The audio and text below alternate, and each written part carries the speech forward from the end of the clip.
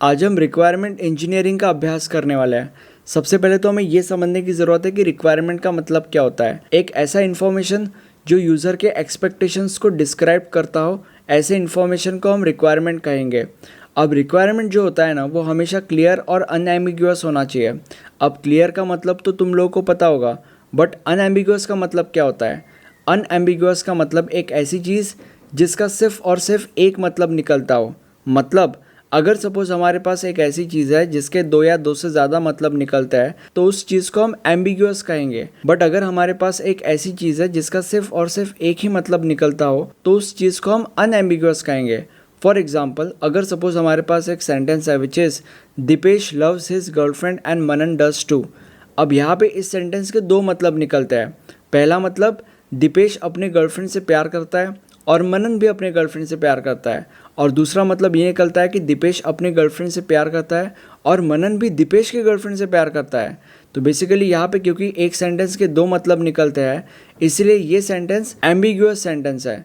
But अगर हमारे पास एक ऐसा सेंटेंस होता था जिसका सिर्फ और सिर्फ एक ही मतलब निकल रहा होता था, तो वो सेंटेंस अनएम्बिगुअस सेंटेंस होता था। अब हम रिक्वायरमेंट इंजीनियरिंग के कुछ पॉइंट्स देखते हैं। सबसे पहले तो हमें ये समझने की ज़रूरत है कि रिक्वायरमेंट इंजीनियरिंग एक ऐसा प्रोसीजर है जो सॉफ्टवेयर रिक्वायरमेंट को कस्टमर से कलेक्ट करता है और फिर उसे एनालाइज और डॉक्यूमेंट भी करता है। अब अगला पॉइंट ये कहता है कि रिक्वायरमेंट इंजीनियरिंग का M software requirement specification document यानी कि बेसिकली एसआरएस डॉक्यूमेंट को क्रिएट करना होता है और उसे मेंटेन करना भी होता है।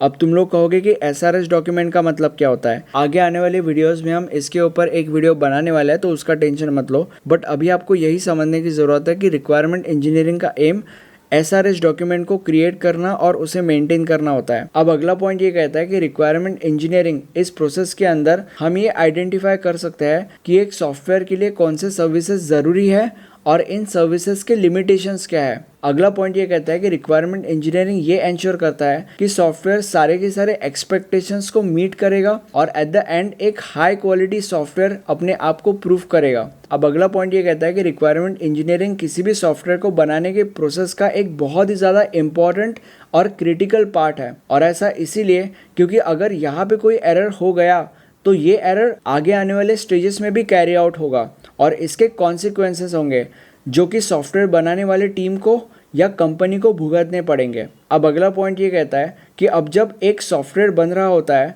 तो रिक्वायरमेंट इंजीनियरिंग का एक स्टेज होता है। इसका मतलब ये है कि सॉफ्टवेयर अलग अलग स्टेजेस में बनता है ना, तो उन स्टेजेस में से एक स्टेज रिक्वायरमेंट इंजीनियरिंग भी होता है। अब इस स्टेज के एंड में एक रिक्वायरमेंट डॉक्यूमेंट बन के रेडी होता है और इस रिक्वायरमेंट डॉक्यूमेंट के अंदर सारे कस्टमर्स की रिक्वायरमेंट्स होती है और ये डॉक्यूमेंट वेरीफाई या वैलिडेट भी किया जाता है।